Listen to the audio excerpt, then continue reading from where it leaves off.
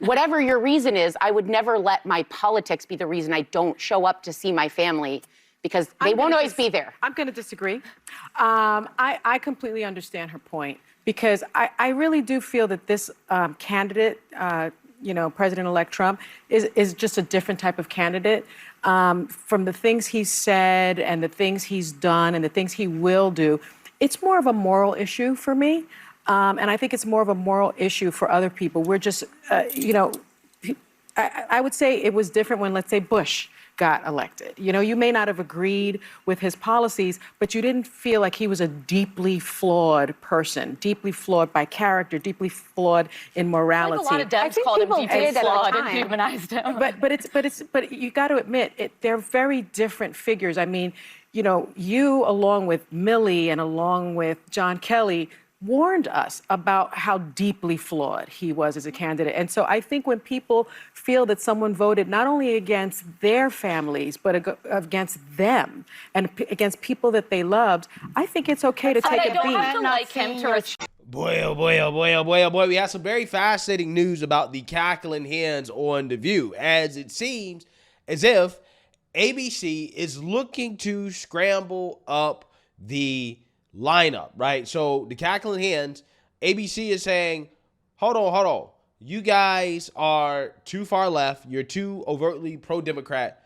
We need some more voices, right? We need more diversity, like actual diversity of thought on the show. And this comes as The View is getting some backlash for getting more and more deranged after the election, okay? Because now they're just flat out telling people, hey, it's okay to disown your family and your friends that voted for Trump, right? They're basically saying that politics and the cult of anti-Trumpism is more important than your family. This is what they're saying on the show. They're also smearing anybody who supported Trump as a racist or a bigot or a misogynist. Bill, well, I think it's worth noting that while so many Democrats were surprised by that flip, not a single voter that we spoke to out here was surprised. They said, had people actually gone out into these communities like we did, spoken to your everyday voter, they would have felt their frustrations. These are daily issues that they felt only Trump was addressing, like the border right here and also inflation. The perfect example of this is Jacqueline Barrientos right here. We met her literally just walking on the street. She owns a bakery here in Eagle Pass in Maverick County, which is 94% Latino. It was her first time voting for Trump after soaring prices at the grocery store, which she needs to keep her business alive, and illegal migrants outside. So it did affect us, because I have a business right here in the corner, right on Main and Madison. And we would have illegals just like walking around, People didn't want to really stop because they were afraid. So, with that being said, I think that Donald Trump is a better choice for more security. And a recent clip from The View going viral saying it was misogyny that caused these border districts to vote for Trump. We spoke to countless voters, mostly women, who say that they were so offended by this. One woman we spoke to says that she is a mother of 7. She has 9 grandkids, and she can barely afford to have them for dinner. Bill. Brooke, thanks, Brooke. Good to have you. Because it doesn't matter to me, it doesn't matter if you're male or female. Even if you go out to eat, like at a restaurant or whatever, it's costly. Right now, you don't get anything for less than $15, for one person.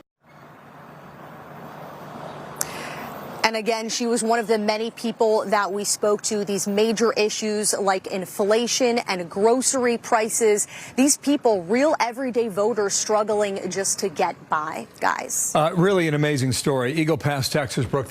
Yeah, but if you listen to the cackling hens, they'll tell you that, no, we're actually in touch, right? Like Whoopi claims that she is working class, that, hey, she has to work for a living, and she's not some rich elitist that is worth $45 million reportedly. No, not her with the multi-million-dollar salary working at The View, right? She is just like everybody else. I'm sorry. When you have one candidate who has been running for 12 years, who lies and changes things. I appreciate that people are having a hard time. Me too. Yeah.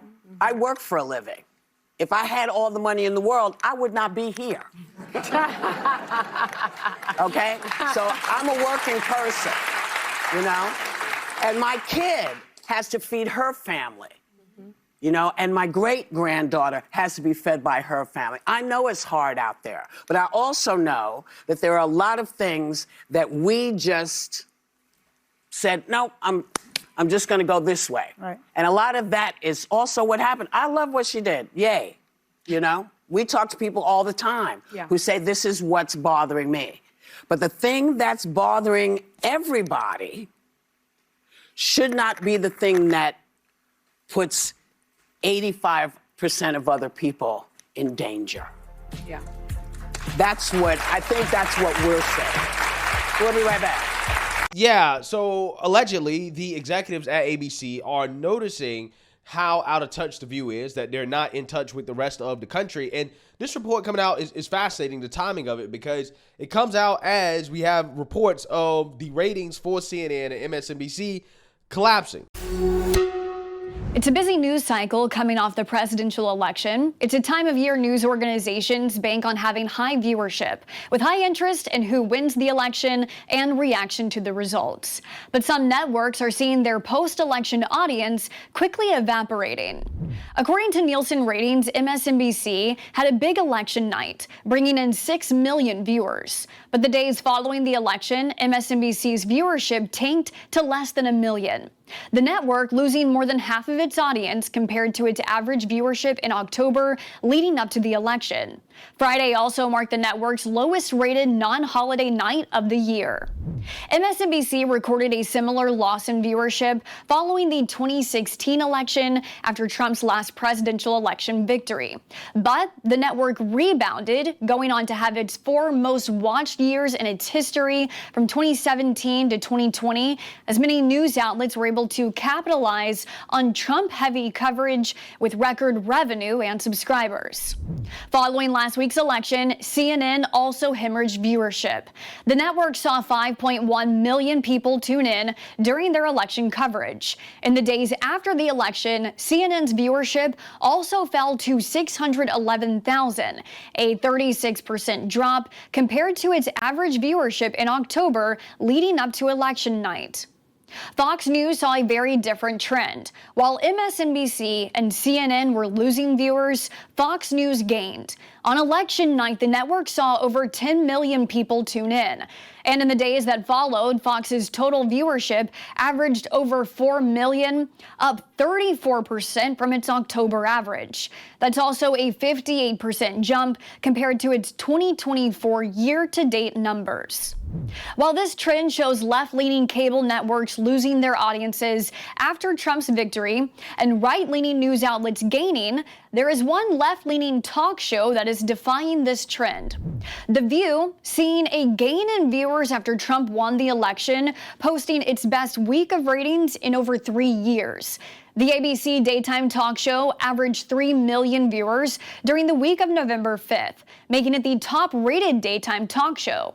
On the day after the election, The View had its most watched episode in over a decade, pulling in 4.5 million viewers, its highest since Barbara Walters' farewell episode back in 2014. Yeah, so I know a lot of you are probably wondering, how in the hell did The View see an increase in viewership after the election, but CNN and MSNBC are declining in their viewership? Well, I think the explanation is pretty simple. It's because a ton of people tuned in to The View the day after the election to see them boohoo, whine, and cry about Trump winning, right? So they got an extra 1.5 million hate watchers, right? Then they get on average throughout the election. But I don't think that trend is going to last. I really don't, because if the trend for most of these liberal media outlets is that they're losing audience members, right, that people aren't watching, they're tuning it out, I don't think that The View and their ratings trend is going to last much longer. And that could be why you're seeing this report about ABC looking to scramble things up, even though they deny this, right? But this was put out here by the New York Post. So let's read this. ABC News brass are in panic mode as they hunt for conservative voices to balance the rabid anti-Trump rhetoric spewed by the hosts on The View, as well as those on other news shows, The Post has learned. The Disney-owned network, which came under fire over how ABC News moderators grilled Donald Trump during the presidential debate against Vice President Kamala Harris, has been holding high-level meetings since last week's rout by the former president, sources close to the situation told The Post. Yeah, so apparently you have the president and other high-level executives holding intense sit-downs with executive producers of the network's various shows and other senior editorial leaders, sources said. First on the agenda, according to one insider, is finding a pro-Trump panelist for its top-ranked daytime talk show, co-hosted by ultra-liberal Whoopi Goldberg, Joy Behar, Sunny Holston, and Sarah Hayes, as well as Republican Trump bashers Anna Navarro and Alyssa Farah Griffin. Well, I wouldn't even put Republican there, right? I would just put liberal Trump bashers, right? Because that's what they are at this point. They're liberals. Okay, they're not Republicans. They're not conservatives. Quote, The View is facing pressure from higher ups. The source said viewers can expect some major changes, including bringing in new panelists that can bring in a pro-Trump perspective. The source did not signal whether one of the current panelists would be bounced or if the already crowded desk would add a seventh seat. So, I mean, I can only imagine that if this actually happened, which we don't know if this is going to happen, right? But if it did happen, then they would have to get rid of somebody. Now, the easiest person to get rid of would be Alyssa Farah Griffin. And the reason why is because at this point, she serves no purpose except really being a doormat to Sunny Holston, right? Because that's exactly what happens. Every time her and Sunny get into it, where Alyssa Farah Griffin tries to make some sense, right? She tries to be conservative a little bit. She gets ran over by Sunny Holston, right? And then she goes back to being a doormat, which is what she is 99% of the time. So, yeah, it's easy to get rid of her because she's not a real Republican voice, right? She's not a real conservative voice. The other person I think they should highly consider getting rid of is Whoopi Goldberg, because I think that she is getting into Joe Biden territory when it comes to her cognitive abilities, okay? I mean, there are times where I would listen to Whoopi talk and I'm like, what the hell are you talking about? Like, what are you trying to say? Right? I don't understand anything that you're saying right now, okay? She's doing Kamala Harris word salads on a regular basis. So, you know, this is a show that I think definitely should be revamped, okay? And, you know, I mean, if they're going to do it, I mean, I welcome on a pro-Trump voice. The problem is that you're going to need more than one. You're going to need at least two. You need two pro-Trump voices, and that's fine if you had other liberals as well, too. But the whole panel can't be so Trump deranged that they gang up on the pro-Trump voice, and then the pro-Trump voice essentially ends up becoming an anti-Trump moderate or liberal. And that's what happened to Alyssa Farah Griffin, right? Alyssa Farah Griffin, she wasn't this bad when she first started out, but she basically got bullied. She got punked into becoming what she is right now, which again is a doormat.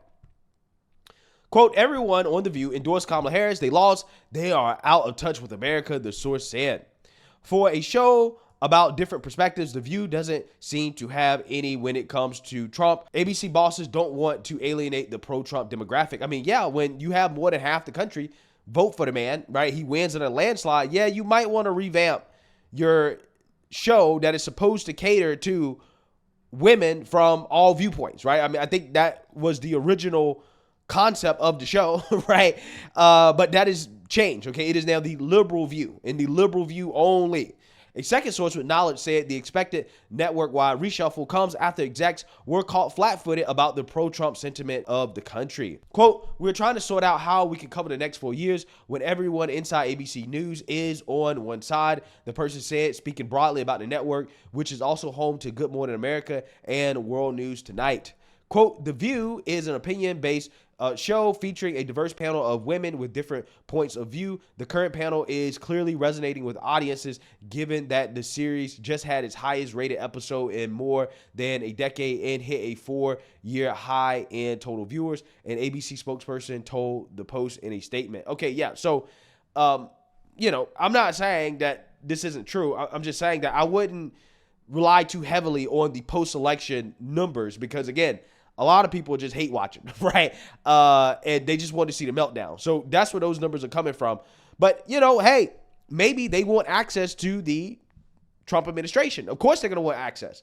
So if they want that access, then you probably should have a pro-Trump person up there Because otherwise, why would the administration give you any access at all if they know that they're just going to go on the show and get bombarded? And apparently, while one ABC insider is denying this, right, they're basically saying, no, The View is not going to change course, right? They're not going to become less Trump deranged, okay? However, they are saying there is a network-wide push to give a voice to the people that voted for Trump. So basically, they're saying that the reports about a network scrambling, which come from the New York Post, okay, so you have multiple insiders here saying things that are somewhat contradictory.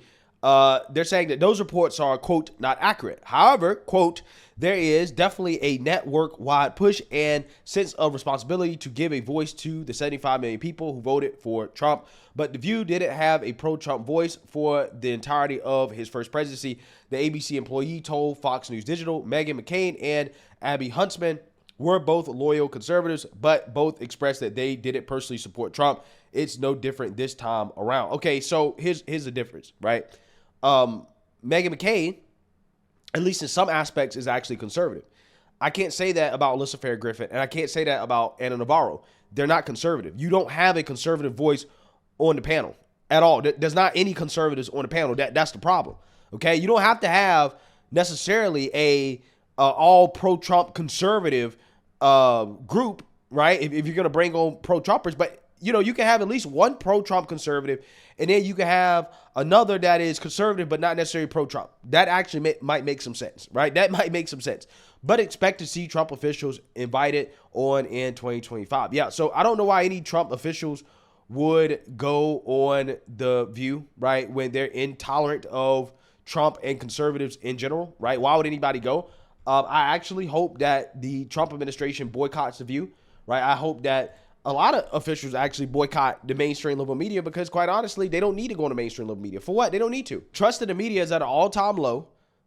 Nobody buys into their gaslighting in their lies. So there's really no reason to go and subject yourself to a bombardment of derangement from the media, lies, and gaslighting when, hey, we're in power, right? And a lot of people don't trust the media anyways. The only good reason I see for people to go on the mainstream liberal media is just to practice, right? To practice going back and forth, right? To practice sparring, okay? To stay sharp with the tongue, okay? That's the only reason I see that would make sense for anybody from the Trump administration specifically to go on any type of mainstream liberal media outlet, unless they get more fair and balanced, right? Which could happen as a result of them losing viewership, right? That could happen. But I think that honestly, they're going to get more Trump deranged. I think that's what's going to happen, especially when Trump gets into office and he starts implementing his agenda. The derangement is going to get out of control. And I think they're going to double and triple down on that, just like they did during his first administration. And who knows? They may get back their viewers, right? The anti-Trump sentiment in this country may ratchet up again, but I doubt it, right? I don't think it's going to be like the first time around, but we'll see, right? We will see. And we will see whether or not The View is going to bring on a pro-Trump person, right? If they end up bringing on a pro-Trump person, if you see more pro-Trump people on the show, then you know that this report was true. But if you don't, then you know that, hey, this report was false. But hey, let me know what you guys think. Make sure you like, comment, and subscribe. Most importantly, share a Black conservative perspective. Peace.